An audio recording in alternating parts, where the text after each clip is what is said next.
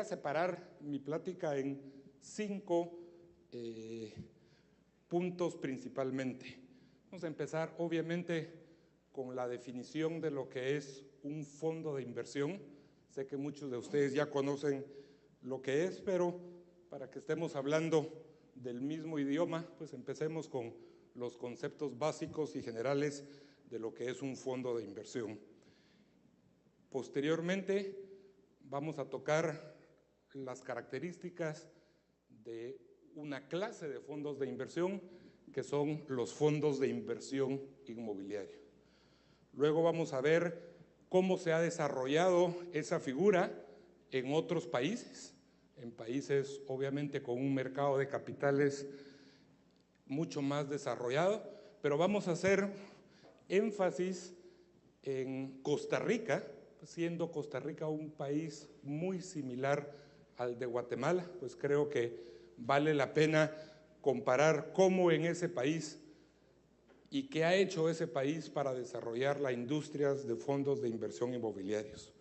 Luego vamos a aterrizar un poco en Guatemala, ver qué herramientas y qué obstáculos tenemos en Guatemala, por qué razón la figura de fondos de inversión inmobiliario no se ha podido desarrollar, y como última parte, un poco de lo que esperaríamos o qué pensaríamos que debería pasar en Guatemala para que finalmente se empiece a desarrollar la figura de fondos de inversión. Entonces, ¿qué es un fondo de inversión? Para que un fondo de inversión exista, tienen que haber principalmente 3 elementos. Obviamente, inversionistas. O sea, debe haber un grupo de inversionistas que deseen invertir su dinero. Tiene que haber un agente administrador, una entidad especializada que tome el dinero de esos inversionistas y por cuenta y a nombre de ellos los invierta en activos. Entonces necesitamos inversionistas, un administrador de esos activos y activos, diferentes tipos de activos, vamos a verlos más adelante, para que ese administrador, con ese dinero de los inversionistas, pueda hacer inversiones. Entonces, en términos generales, un fondo de inversión no es más que aquel donde un agente administrador, también llamada sociedad gestora o administradora de fondos de inversión, haga inversiones por cuenta y a nombre de los inversionistas. Y un aspecto importante entre estos 3 diferentes elementos o figuras es que no pueden mezclarse entre sí, es decir, debe haber una separación de intereses, es decir, los inversionistas no deben tener relación con el agente no debe de tener relación con las inversiones. Entonces, son elementos y características y estándares internacionales que poco a poco vamos a ir viéndolo a lo largo de la presentación. Entonces, un poco de definiciones, pero un fondo de inversión es la suma de aportes de un conjunto de inversionistas destinadas a la adquisición de activos. Todo esto para que un inversionista conozca qué es lo que el administrador va a hacer con su dinero, todas esas reglas, todas esas características, todas esas limitaciones van a estar definidas en el prospecto. Es usual que siempre exista un documento que jurídicamente ligue de nuevo a los inversionistas, al administrador y a las inversiones. Obviamente, el administrador no es dueño ni del dinero de los inversionistas, ni mucho menos de las inversiones que adquiera a nombre de los inversionistas.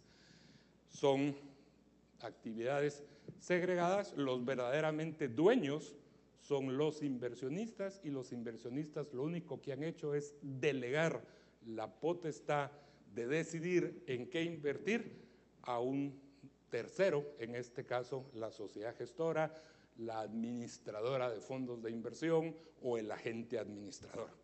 en la jerga internacional hay muchísimos otros nombres para esta actividad.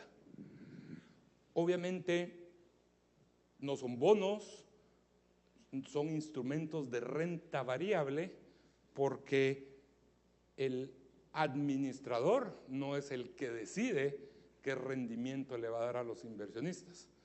El administrador simplemente le traslada el rendimiento de los activos a los inversionistas, menos la comisión que cobra el administrador. Los ingresos del administrador provienen de la comisión que le cobra por administrarle esos activos a los inversionistas.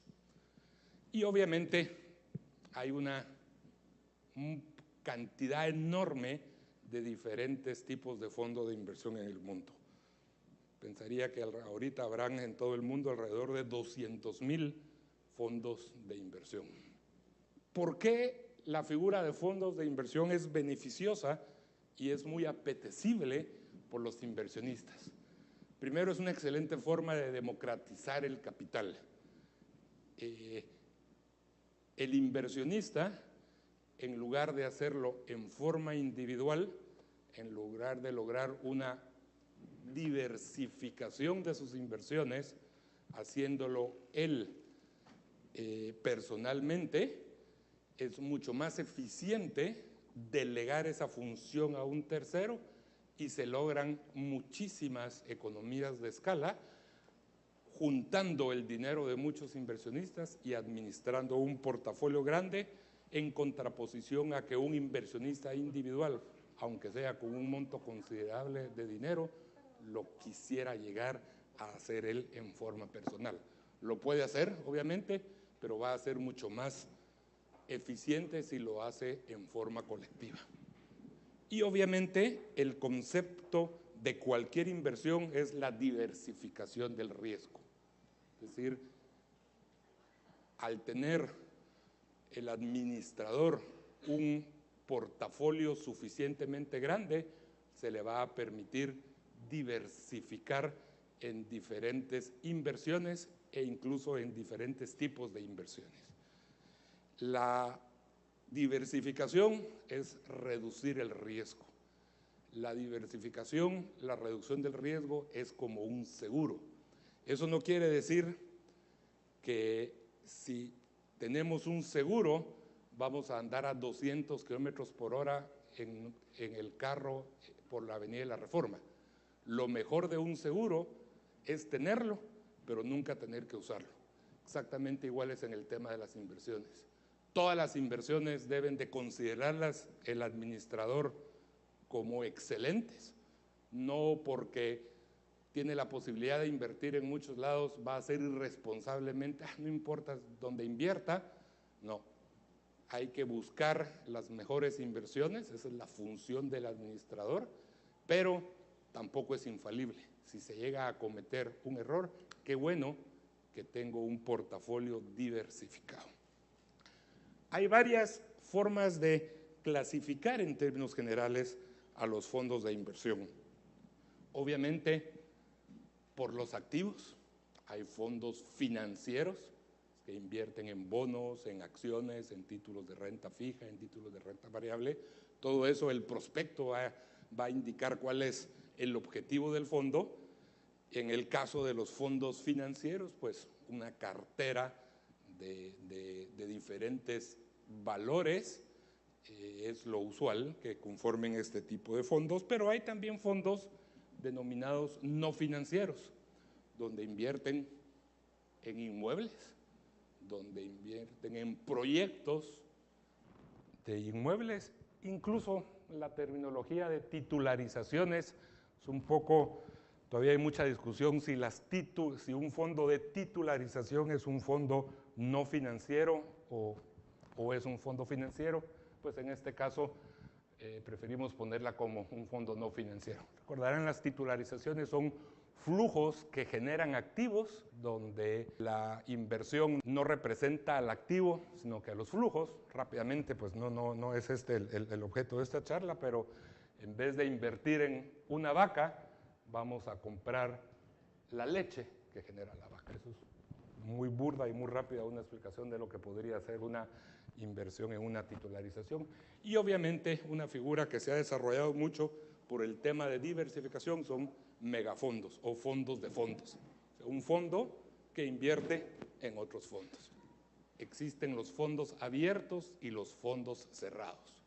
Los fondos abiertos, su patrimonio es variable, es decir, conforme va entrando el dinero de los inversionistas, va creciendo el tamaño del fondo y el administrador va haciendo nuevas inversiones. Y el administrador es el encargado de valorizar las inversiones de los inversionistas y es el responsable de devolverle el dinero a los inversionistas. Entonces, vienen 5 de ustedes, uno trae 1,000 quetzales, otro 100, otro 500,000, otros 250 quetzales, le dice a un administrador, aquí está mi dinero, invierta en estos valores, páseme el rendimiento, cóbreme una comisión. Si después vienen otras 5 personas, pues esas 5 personas se adhieren al fondo, aumenta el tamaño del fondo, hay más dinero que administrar y si en el ínterin uno de los inversionistas se quiere retirar, pues el administrador le va a decir cuánto vale en ese momento su inversión, le va a pagar de vuelta vendiendo alguno de los valores que adquirió o esperando a que otro inversionista llegue. Por eso se les denomina abiertos, porque pueden crecer, y la forma de devolver su participación o de redimir o de recomprar su inversión es principalmente una de las obligaciones del administrador. Y por el contrario, los fondos cerrados, es decir, yo voy a hacer un fondo, lo voy a empezar con 10 millones de dólares, tengo que juntar 10 millones de dólares de inversionistas, cuando tenga esos 10 millones de dólares voy a comprar los activos que voy a administrar y si un inversionista se quiere retirar, yo no voy a salir a vender esos activos, no que él va a tener que buscar un comprador en lo que usualmente se llama el mercado secundario para que alguien quiera ingresar al fondo y él va a tener que venderle su participación. Usualmente estas se negocian, esas participaciones, en un mercado secundario y qué lugar ideal para hacerlo que en una bolsa de valores.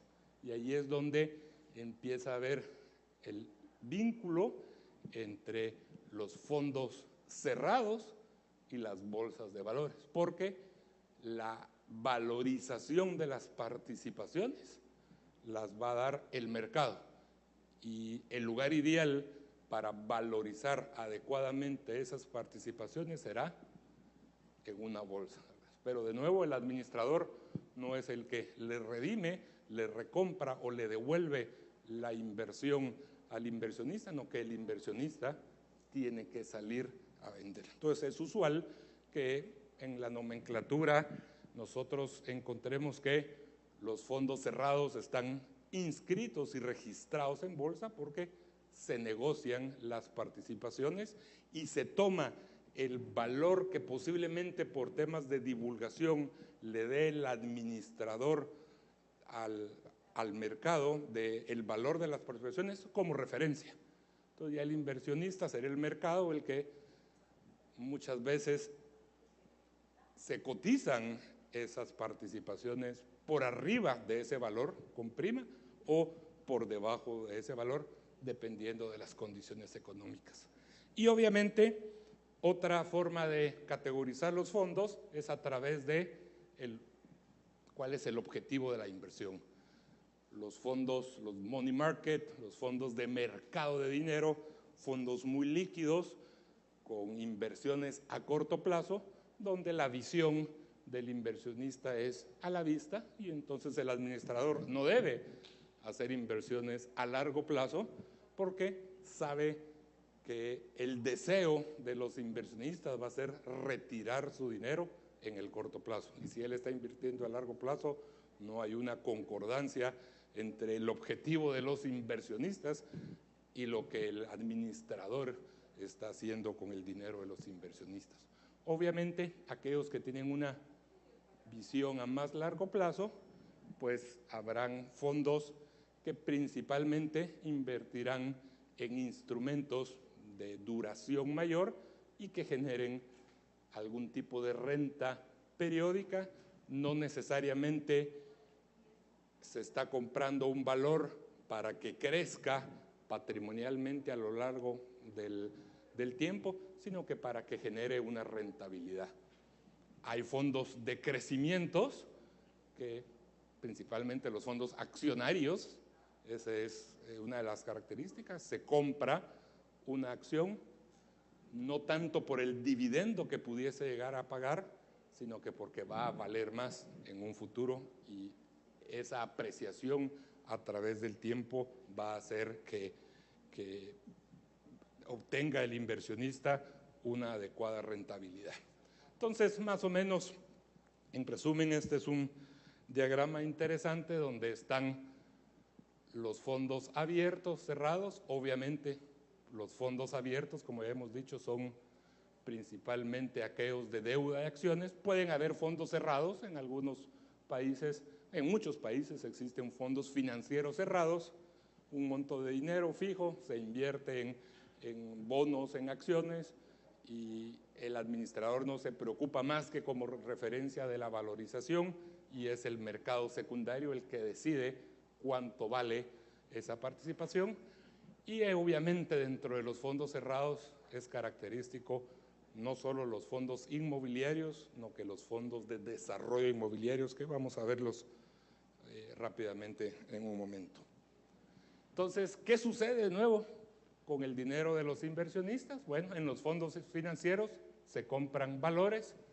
En los fondos inmobiliarios, y ahí empezamos ya a ver un poquito la definición de fondos inmobiliarios, no se compran valores, sino se compran bienes ya construidos, no en proceso de construcción, no, que usualmente ya construidos, pueden ser oficinas, locales comerciales, etcétera, y el objeto de obtener una rentabilidad es a través principalmente del alquiler y en un futuro de una venta. Es decir, un administrador de un fondo de inversión inmobiliario lo que va a pretender hacer con el dinero de sus inversionistas es invertir o comprar bienes inmuebles con el objeto de alquilarlos, de recibir una renta de alquiler, cobrar su comisión y trasladarle el rendimiento a los inversionistas.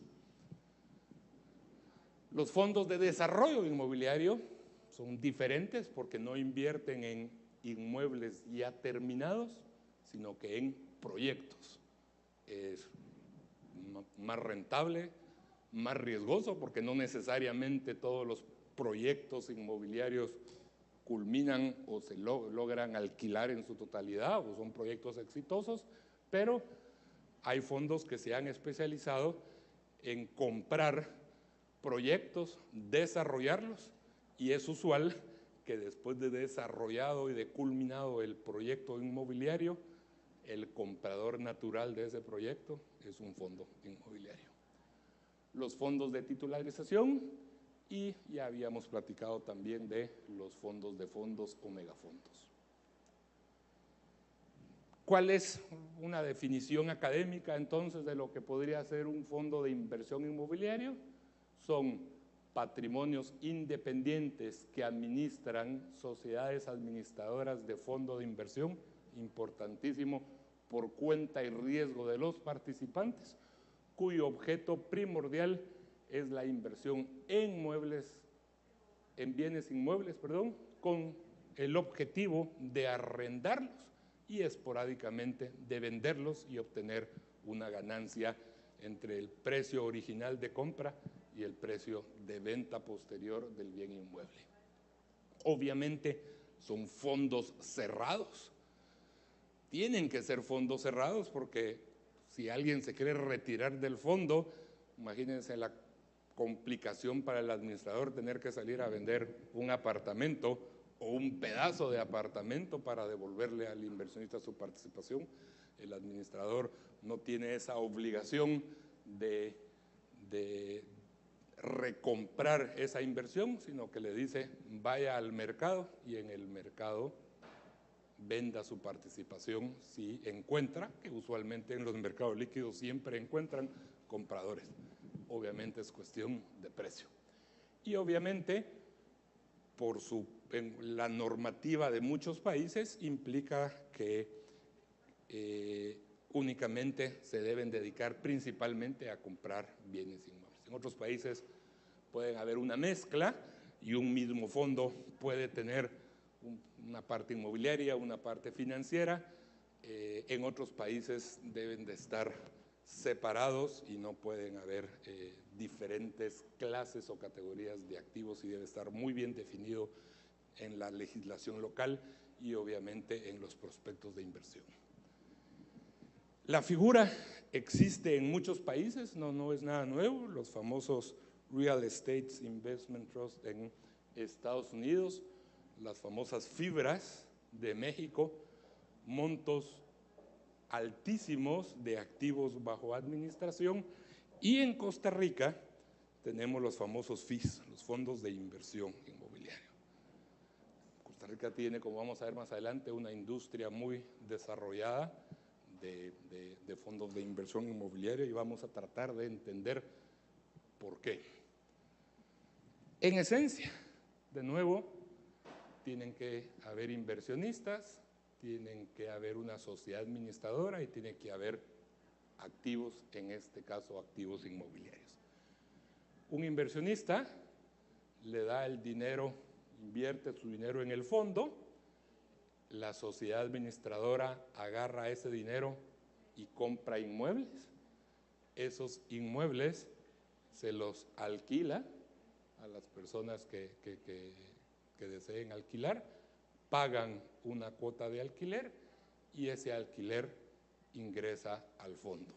La sociedad administradora se cobra su comisión, realiza los gastos, intereses, cuando vamos a ver más adelante que los fondos se pueden apalancar, se pueden adquirir préstamos con garantía, con una buena garantía, que son bienes inmuebles, pagarán los impuestos, le darán el mantenimiento a los inmuebles, es parte de las funciones del administrador, y obviamente le tienen que devolver a través de dividendos la rentabilidad o la utilidad a los inversionistas. Es un esquema muy sencillo. ¿Qué ventajas hay? Hablamos de diversificación, disminuimos el riesgo. Vamos a ver que los fondos de inversión inmobiliarios primero son gestionados por entidades profesionales que conocen el mercado, hacen su análisis de inversión para, esperamos, tomen decisiones adecuadas de inversión. Es más fácil salir a vender en una bolsa una participación que salir a vender un bien inmueble. Si alguien compra un bien inmueble, primero a lo mejor solo tiene el patrimonio para comprar uno o muchas veces ni siquiera uno. A través de un fondo de inversión puede tener acceso a participar junto con otros, a ser copropietario de todos los activos que conforman el bien inmueble, pero si pudiera poder comprar uno y necesita liquidez, le va a costar más vender en forma individual un bien inmueble que si pertenece a un fondo, salir a vender a través de una bolsa su participación. Entonces es un poco más líquido que ser propietario directo, no a través de la figura de un fondo, de esos activos. Obviamente no están tan correlacionados con acontecimientos financieros, con fluctuaciones de tasas de interés. Obviamente hay un riesgo de la actividad económica de un país. Si la actividad baja, si no hay inquilinos, si nadie quiere rentar oficinas, pues va a haber un índice de desocupación muy alto en detrimento de la rentabilidad del fondo, pero en condiciones normales, como vamos a ver más adelante, son instrumentos muy atractivos por los inversionistas. No solo generan ingresos periódicos a través de la renta, sino que también pueden llegar a haber una apreciación en el valor a través de las plusvalías. Entonces, dos aspectos importantes: no solo generan renta periódica, relativamente fácil de predecir, porque la renta es contractual, en muchos casos el incremento de la renta es contractual, sino que de tiempo en tiempo alguien más querrá comprar ese bien y se podría llegar a vender a un precio mayor y obtener una ganancia de capital para el fondo. Para que miren un par de esto, lo googlean y van a encontrar noticias recientes, pero yo escogí unas relativamente recientes, esta de septiembre, donde miren la aceptación que tiene la figura entre los inversionistas. En una encuesta que se hizo en Estados Unidos recientemente, esta revista determinó que el 78% de los inversionistas en inversiones en bienes inmuebles tienen la intención de mantener o incluso incrementar su exposición en real estate. ¿Por qué les gusta esas inversiones? Es otro instrumento más para diversificar, una cobertura frente a la inflación, rentas estables, la baja correlación con otros activos. No importa si la reserva sube o baja la tasa, si el oro sube o baja, si el petróleo sube o baja, se obtienen rentas más o menos estables. El 57% de los entrevistados tienen una percepción positiva a este tipo de inversiones y el 39% recibió más de lo que tenía esperado, o sea, una verdadera satisfacción del usuario. Por ejemplo, este es un fondo interesante enfocado en vivienda en Perú, y es un fondo de esos raros. En Perú sí se permite una combinación dentro de un mismo fondo de diferentes tipos de activos. En este caso, el fondo está constituido 40% para vivienda, 32% para oficinas, centros comerciales, bodegas, un 28% para desarrollo. Ahí están mezclando el fondo inmobiliario con el fondo de desarrollo. Esperan generar rendimientos de alrededor del 15%. Este es un análisis, ustedes ya lo conocerán bastante bien, comparativo, solo para por qué es interesante compararnos con Costa Rica. Bueno, vemos que Guatemala y Costa Rica tienen más o menos el mismo nivel de reservas, tienen más o menos el mismo PIB nominal. Aún así, Guatemala está muy bien en cuanto a su nivel de endeudamiento con el resto de los países de Centroamérica. El problema en Guatemala no es el nivel de endeudamiento, el problema de Guatemala es el ritmo, es decir, la forma en que ese endeudamiento ha estado creciendo. Pero volviendo aquí, de nuevo, Costa Rica y Guatemala son dos países más o menos similares. No sé si saben, pero estoy seguro que saben, en toda Centroamérica existen mercados de valores, hay bolsas que operan. ¿Cuál piensan ustedes que es la bolsa que más volumen negocia? ¿Alguien tiene alguna idea? ¿Panamá? Todos Panamá. Panamá, de enero a agosto, únicamente negoció $3,000 millones. En la bolsa de Guatemala durante ese periodo de tiempo se han negociado 67,000 millones de dólares. Eso quiere decir que más o menos dividiendo eso entre 52 semanas, 105, pasándolo a quetzales, hoy por hoy en promedio se liquidan entre vencimientos y nuevas operaciones cerca de 1,000 millones de quetzales diarios. Guatemala negocia mucho más que Costa Rica y mucho más que el resto de los países de Centroamérica. Claro, ¿qué tipo de negociaciones son? No es el objetivo de esta plática ahondar en ese tema, porque me dirán, bueno, aquí hay más mercado accionario, aquí hay más mercado de dinero de corto plazo, pero en términos generales tenemos un mercado tan desarrollado como el de Costa Rica.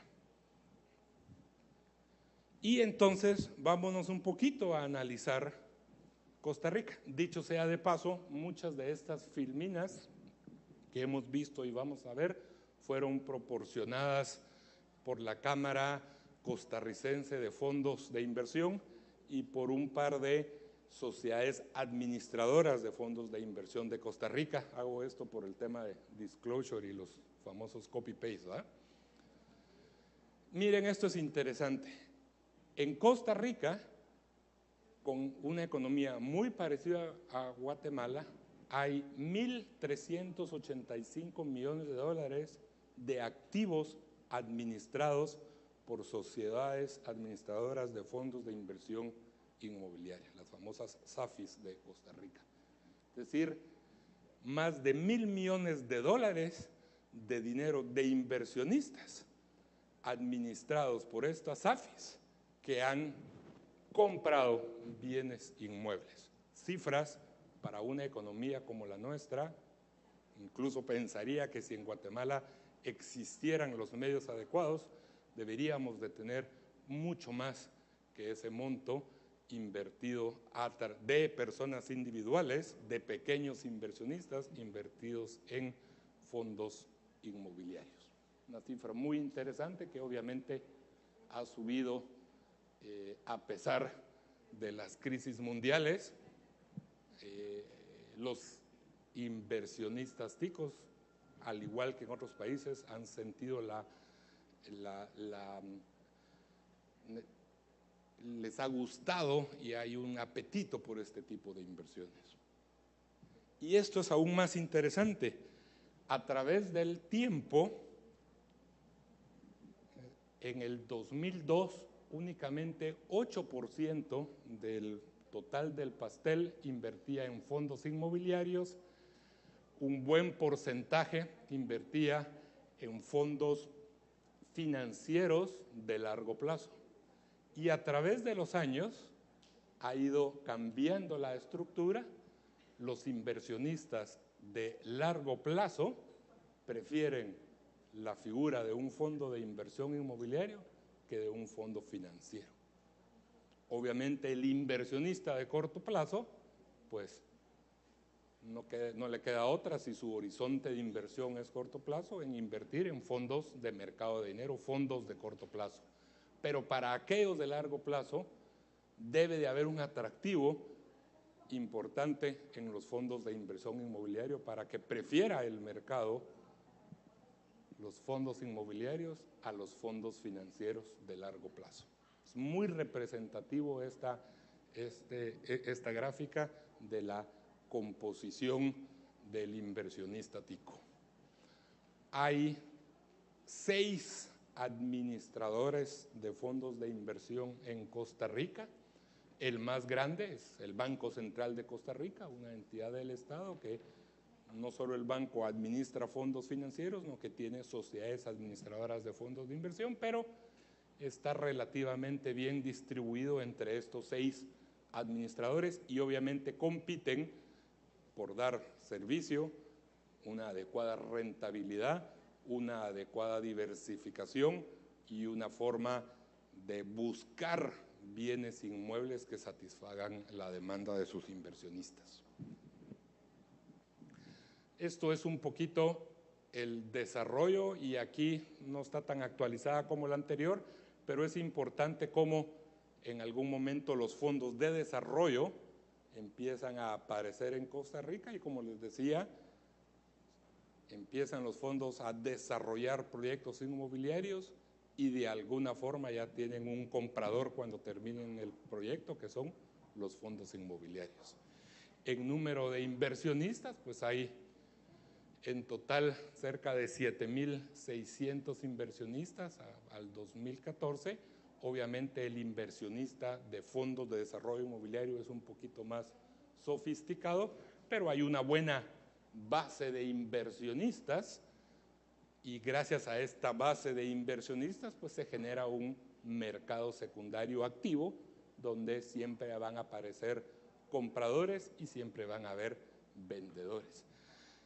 La deuda local en Guatemala, que son 55,000 millones de quetzales en bonos, ¿alguien tiene una idea de en manos de cuántos inversionistas está?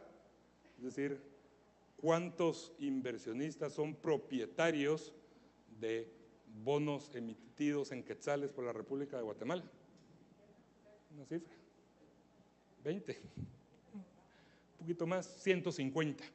O sea, sí, apenas 150 inversionistas, pero miren la diferencia de base de inversionistas. Muy poco, 150 inversionistas, es bien difícil lograr un mercado secundario.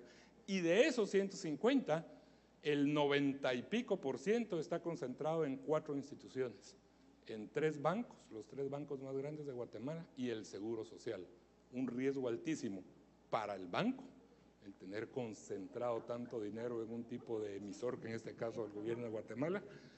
Entonces, ¿qué características tenemos muy rápidamente? Por lo menos debe de haber un 80% invertido en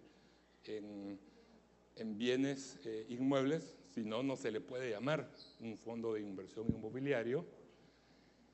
Aquí las prohibiciones, empezamos a ver un poquito lo que hablábamos antes, no puede haber conflicto de interés entre los inversionistas, entre el administrador y entre los bienes. Este no es un producto.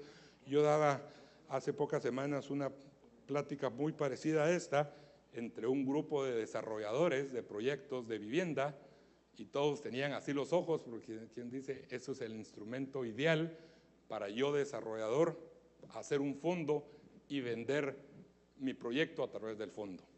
Yo los bajé de la moto inmediatamente, le dije, este no es un instrumento para que el desarrollador venda su proyecto a través de un fondo. Este es un producto donde si el administrador encuentra una interesante oportunidad de inversión sin tener ningún conflicto de interés con el dueño del proyecto, va a tener la libertad, la separación de intereses de tomar una decisión independiente en beneficio de los inversionistas. No solo suena lógico, sino que en muchas regulaciones está tácitamente y perfectamente estipulado que no puede existir esa vinculación. Para adquirir, es un poquito de los temas de transparencia, para que exista en beneficio de los inversionistas esa transparencia, debe haber una valorización, no solo física, lo que haría una firma de ingenieros valuadores, sino que también financiera, es decir, flujos futuros de renta traídos a valor presente para valorizar la inversión. Y no se puede comprar un bien inmueble a precios mayores que esa valorización. Es decir, yo como administrador de un fondo de inversión inmobiliario no le voy a comprar a mi tío o a mi primo preferido un edificio, primero porque tengo conflicto de interés y segundo menos a un precio mayor de lo que la valorización me va a dar, en protección de buscar los mayores y mejores beneficios de los inversionistas. Obviamente el fondo se puede endeudar hasta un porcentaje y es usual que se haga.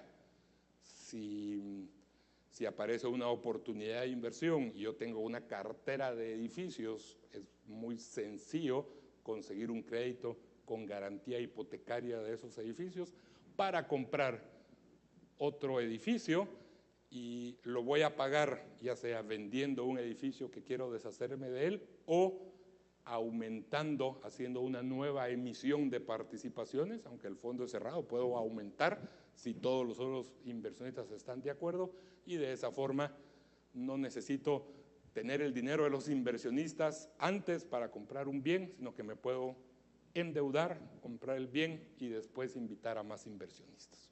Todo eso está en muchos países debidamente reglamentado. Estoy obligado a tener un seguro, es decir, muchos preguntan lo malo que pasa, hay un terremoto y se caen los edificios. Todos los edificios deben estar asegurados a ese valor de mercado, y al igual no puedo comprar un edificio hoy para venderlo mañana, a no ser que los inversionistas estén de acuerdo. Deben de haber por lo menos 3 años en que el bien inmueble debe de estar como propiedad del fondo. Exactamente las mismas limitaciones en cuanto a los conflictos de interés, y existen muchos diferentes mecanismos de comités de inversiones, juntas de vigilancias, auditorías externas, es decir, forma de transparentar y que toda la operación sea completamente abierta. Los inversionistas deben de conocer en todo momento qué está haciendo el administrador con su dinero y deben poder fiscalizar adecuadamente la actuación del administrador. Y miren, en el caso de Costa Rica, la rentabilidad de los fondos comparado con los fondos inmobiliarios en Estados Unidos y con las rentas de los Treasury Notes en Estados Unidos. Por eso es de que explica un poquito por qué los inversionistas quieren y les gusta esa figura. ¿Qué ha hecho Costa Rica? Y hay un par de aspectos importantes. Primero, claridad jurídica, reglas adecuadas, reglas de conocimiento de todos, y a través de los años, pues no voy a entrar en detalle, pero hay normas de la figura del fondo, normas de la figura de valorización, normas de los derechos que tienen los inversionistas, pero hay una norma importantísima que es un régimen tributario diferenciado. En todos los países, el ahorro es premiado y es promovido a través de regímenes y de leyes fiscales específicas que promueven el ahorro. Costa Rica no es la excepción. Existe un tributo que es diferente a que si una persona individual hiciese esta misma actividad en forma particular. Ese impuesto diferenciado marca la diferencia y es la que hace que se promuevan estas figuras. Es un impuesto del 5% único sobre los ingresos y sobre las ganancias de capital. El fondo, la renta que reciba, manda a pagar un 5%. No hay IVA, no hay timbre, no hay nada. Es más, ese impuesto lo pagan las administradoras de fondos de inversión inmobiliarios en forma mensual. Las ganancias de capital que obtiene el inversionista, los intereses que recibe, son netos, ya los pagó el fondo, y las ganancias que él puede obtener en el valor de su participación cuando realice una ganancia están exentas de impuesto. Entonces hay un impuesto que es diferente. Si alguien quiere comprar un edificio en forma individual, va a pagarte una estructura impositiva diferente. Entonces, el impuesto diferenciado es lo que ha hecho la diferencia, no solo en Costa Rica, en México, en Estados Unidos, en Chile, en otros países. Lamentablemente eso no ocurre en Guatemala. Aterrizando un poco en Guatemala, aquí tenemos en nuestra ley, la ley que regula esta actividad es la Ley del Mercado de Valores y Mercancías, y la ley estipula tres mecanismos de inversión colectiva: los contratos de fondo de inversión, las sociedades de inversión y los contratos de fideicomiso de inversión. O sea, cualquier inversionista puede accesar el mercado de capitales indirectamente o directamente a través de alguna de estas tres figuras. Miremos la primera. ¿Qué dice la ley? ¿Qué es el contrato de fondo de inversión? El contrato de fondo de inversión es aquel por medio del cual un agente recibe dinero de terceras personas con el objeto de invertirlo por cuenta de estas de manera sistemática y profesional en valores. Ahí ya viene, por eso subrayé valores, un poquito complicado el tema de fondos de inversión inmobiliario a través de la figura de contratos de fondo de inversión, porque la legislación únicamente permite que el agente administrador solo puede invertir en valores. Y obviamente hay un montón de disposiciones donde limita lo que ya hemos dicho antes: el dinero no es del agente, el dinero es de los inversionistas, el agente únicamente administra el dinero de los inversionistas. De nuevo, deben estar separados, hay que emitir un estado de cuenta, hay que informarle al inversionista qué se ha hecho con su dinero a través de un detalle de las inversiones que conforman la cartera del fondo. El agente es legalmente responsable de la administración y el contrato debe inscribirse en el registro. ¿Quiénes han oído aquí de la figura de contrato de fondo de inversión? Con excepción de Clinton. ¿Alguien? ¿No? ¿Creen que hay algún fondo de un contrato de fondo de inversión inscrito en Guatemala?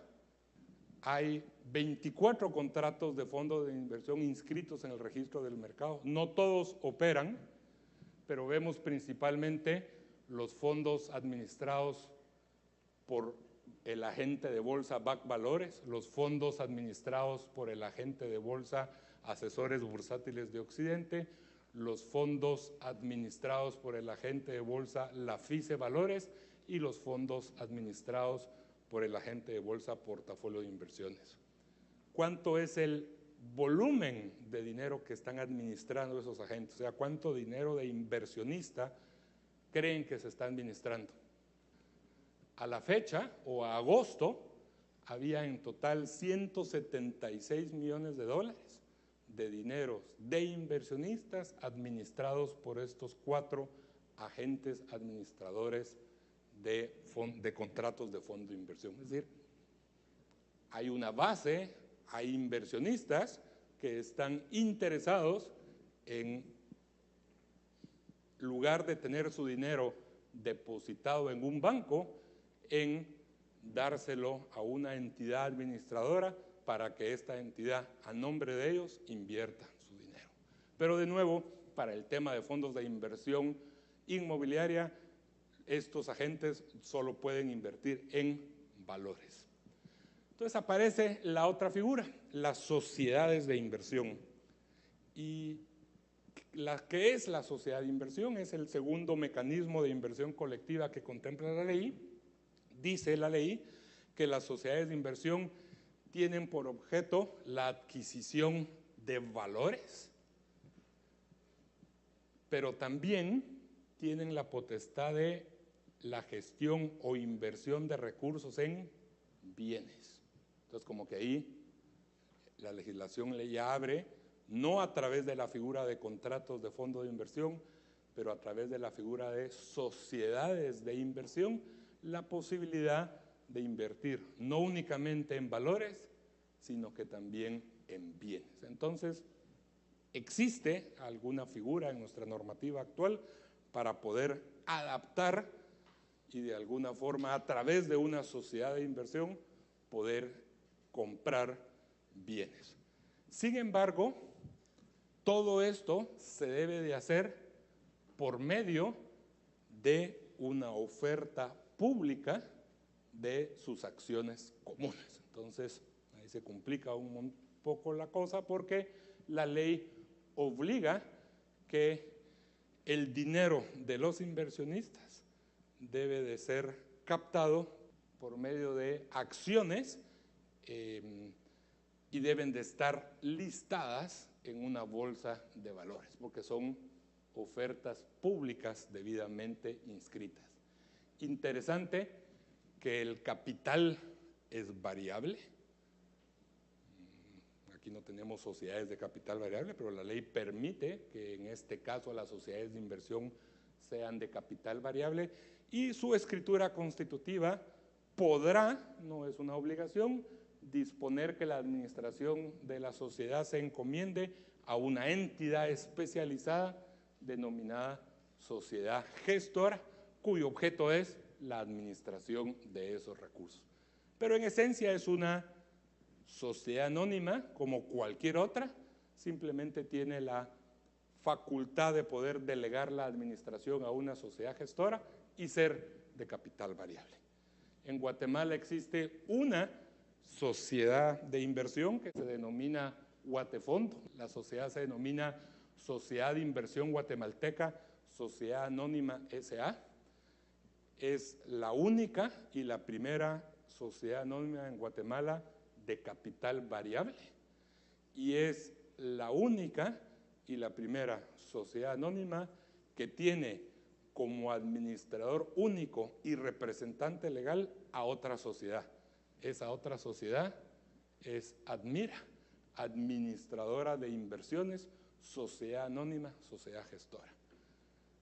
El representante legal de Admira tiene que tener mucho cuidado cuando hace una carta o tiene que enviar un documento, porque él firma su nombre, representante legal de administradora de inversiones, sociedad gestora, sociedad anónima, en representación de Sociedad de Inversión Guatemalteca, Sociedad Anónima de Capital Variable. Solo allá se le fueron un par de buenos espacios a la carta, pero la sociedad está inscrita, no invierte en bienes inmuebles, su objeto de inversión es otra, pero solo existe una. Y la tercera es el contrato de fideicomiso de fondo de inversión. De esa no hay ninguna inscrita, nunca ha habido ninguna, y la razón es que, recuerden que los únicos fiduciarios son los bancos y las sociedades financieras.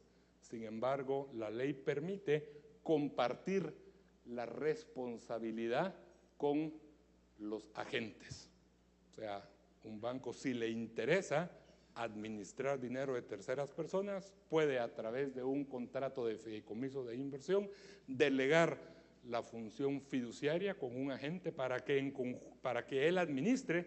Sin embargo, sigue siendo responsable solidariamente de la actuación. Entonces, los bancos, entendamos, sus ingresos no provienen de administrar dinero de terceras personas, no, que proviene de la diferencia entre la tasa que nos dejemos que nos paguen y a lo que ellos colocan, el famoso spread bancario, que hoy por hoy promedio de ese spread entre 7 y 8 puntos.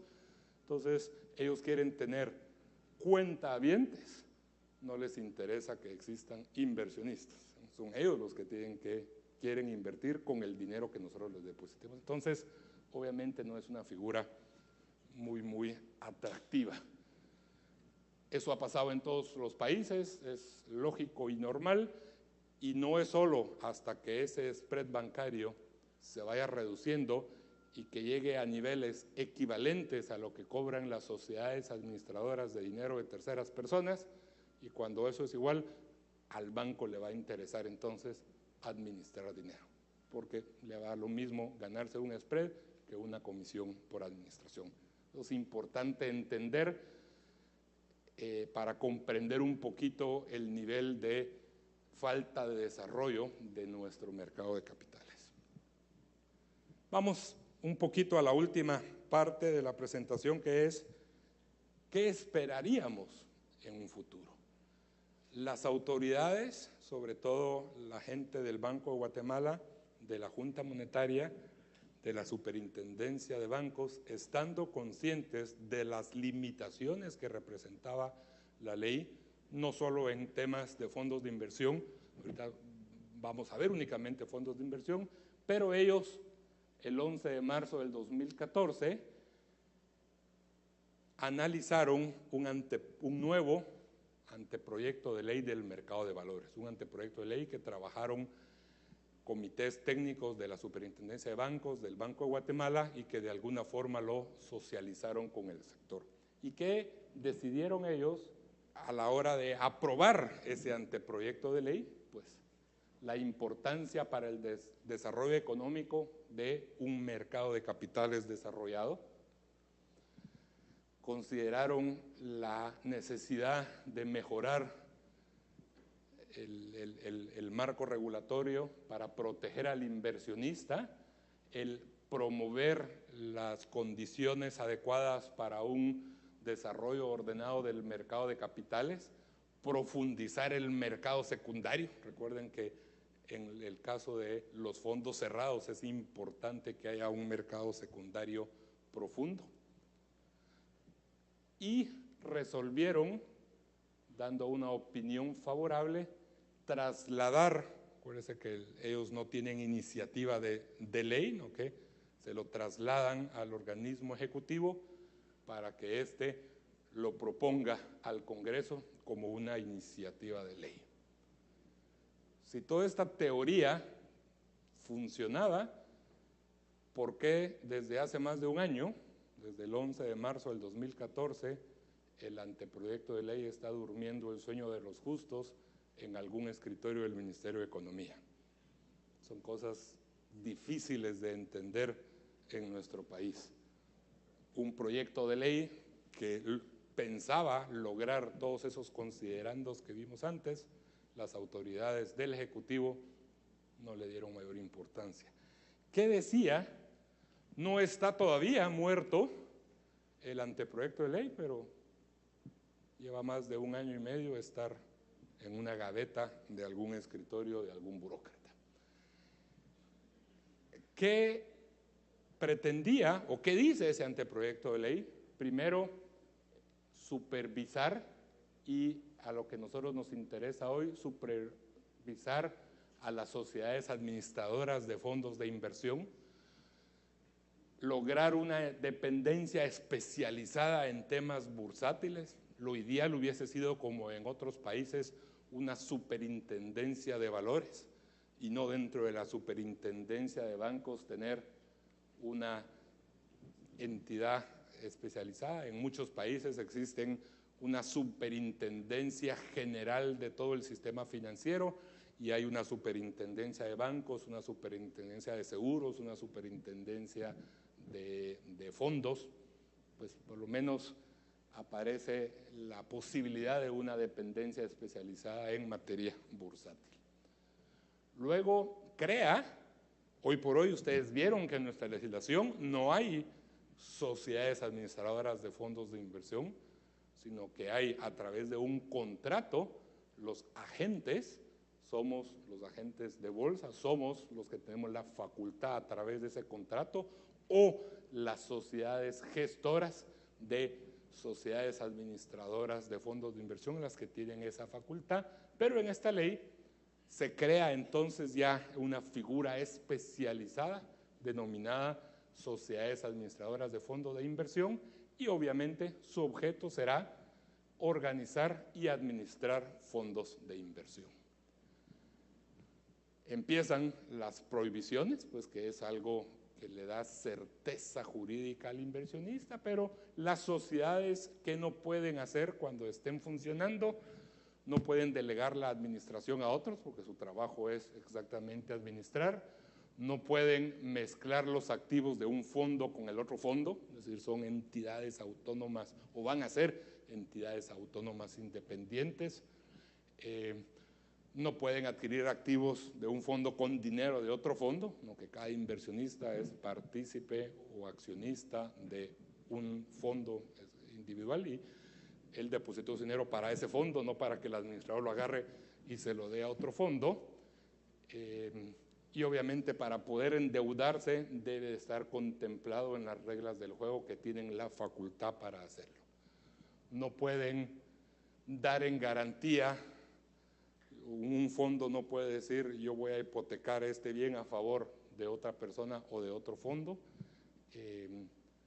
Deben de tener sus valores depositados cuando aplique en centrales depositarias, no se pueden mantener los valores en otros lados. No pueden asegurar un rendimiento. ¿Cómo van a asegurar un rendimiento?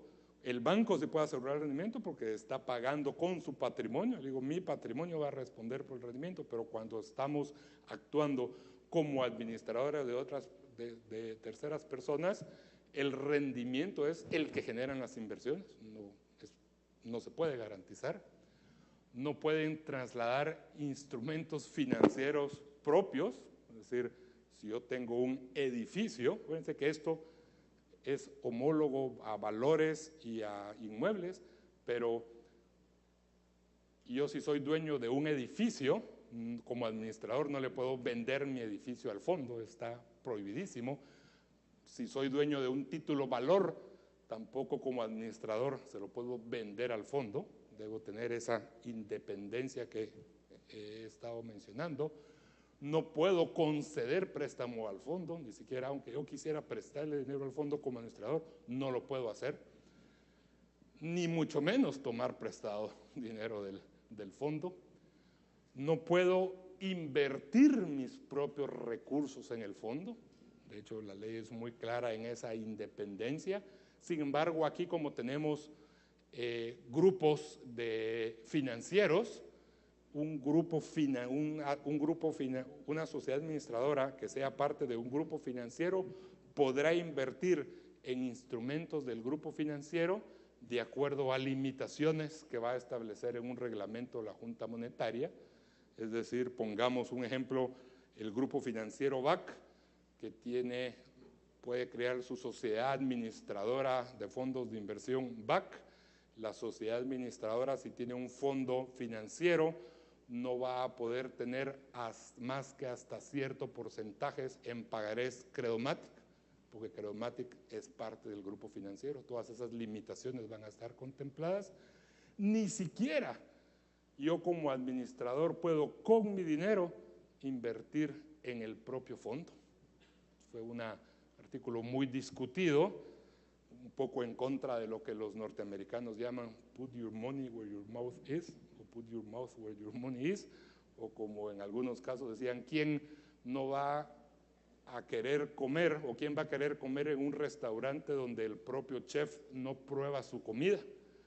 Pero de nuevo, las autoridades dijeron no, debe haber ese criterio de separación y de evitar cualquier conflicto de interés. Luego crea la figura, obviamente, todo anterior eran administradores de fondos de inversión, estas son los fondos propiamente, y interesantísimo que ya crea, a diferencia de los mecanismos de inversión colectiva existentes, tanto los instrumentos en activos financieros como en no financieros. Entonces ahí abre obviamente las puertas a la posibilidad de desarrollar fondos de inversión inmobiliaria. Obviamente únicamente pueden ser administrados por las sociedades, está bien clara toda la parte de supervisión. De nuevo, no solo ya contempla fondos cerrados, abiertos, financieros, no financieros, la figura de menafondos, o sea, un poquito más con la normativa vigente y con los estándares actuales. Fíjense que cuando hablan en los fondos cerrados, los aportes no serán reembolsados, sino que los cuales serán negociados en bolsa, incluso contempla la posibilidad que sea fuera de bolsa, y en los fondos abiertos, como es en el caso de los fondos de inversión inmobiliario, en los fondos abiertos, que es en el caso de los fondos financieros, los aportes serán reembolsables de acuerdo a las condiciones que se establezcan en el prospecto. Y por último, algo importante es que, al igual que en otros países, contemplan el impuesto diferenciado, el beneficio fiscal. Posiblemente se les pasó un poco a la mano, posiblemente lo más fácil era hacer lo que hicieron, y es que decir los fondos de inversión están exentos de todo tipo de impuesto. Por lo menos el concepto lo tenían claro, en vez de de poner una tasa diferente al resto de los impuestos, se fueron por el lado de la extensión. Y por último, ¿qué es lo que necesitamos? Un tratamiento fiscal especializado, seguridad jurídica, reglas claras del juego, que hayan desarrolladores que estén dispuestos a invertir en proyectos de bienes inmobiliarios y que se desarrolle el mercado de capitales. Cuando tenemos claridad fiscal, reglas claras, desarrollo económico a través de la construcción y desarrollo económico a través del mercado de capitales, vamos a poder contar con una industria de fondos de inversión inmobiliarios tan grande como hay en otros países. Muchas gracias.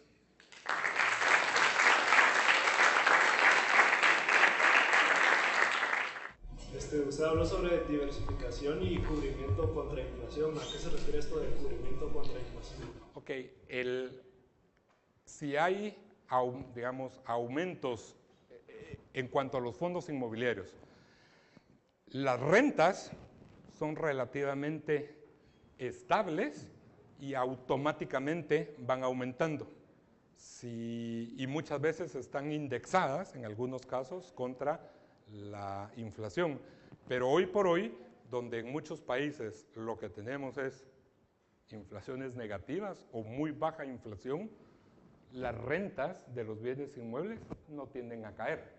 O sea, se tienden a correlacionar contra incrementos de la inflación, pero se mantienen estables cuando la inflación es baja.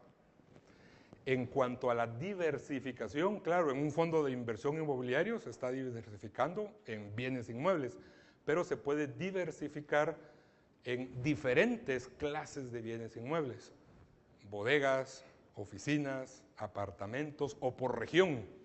Digamos, es muy riesgoso que un fondo de inversión tenga concentrado en una misma manzana 3 edificios. Se cae un avión, hay un bombazo, hay un desastre. Entonces, parte de la diversificación en el caso de fondos de inversión inmobiliaria es estar en diferentes regiones y con diferentes tipos de inmuebles. ¿Tiene idea de cuántos de los inversionistas están en las bolsas regionales son de la región y cuántos son internacionales? Digamos, en Guatemala hay muy poca base de inversionista. Los agentes que administramos a través de la figura de contratos de fondos de inversión deberíamos de tener en total cerca de unos 3,000 inversionistas. Calculo, yo no sé las otras sociedades, los otros agentes administradores, BAC, Occidente y la FICE, cuántos inversionistas tienen, pero yo calculo que en total deberíamos de tener cerca de 3,000 inversionistas. Luego aquellos que acuden directamente a la bolsa son mucho menores. Recuerden que la mayoría de las casas de bolsa pertenecen a un grupo financiero y el objetivo de esa casa de bolsa es darle servicio al grupo financiero más que a un conjunto de inversionistas. Entonces, uno de nuestros principales problemas para desarrollar el mercado es que tenemos una base de inversionistas muy pequeña. Tenemos todos los esfuerzos que se hacen para desarrollar el mercado es aumentar, conocer la figura. Muchos inversionistas no conocen. Cuando nosotros contactamos o platicamos con un posible inversionista, el 80% de nuestra conversación trata sobre explicarles la figura, en lugar de convencerlos por qué nosotros administramos mejor que la competencia los fondos de nuestros contratos de fondo de inversión. Muy poca gente conoce la figura. Lamentablemente, no solo tenemos poca profundidad bancaria, sino que por su propia naturaleza, de nuevo, los bancos hoy por hoy no les es llamativo un negocio cuyo ingreso provenga a través de la administración, prefieren un negocio donde sus ingresos provienen a través de la diferencia entre la tasa pasiva y la tasa activa.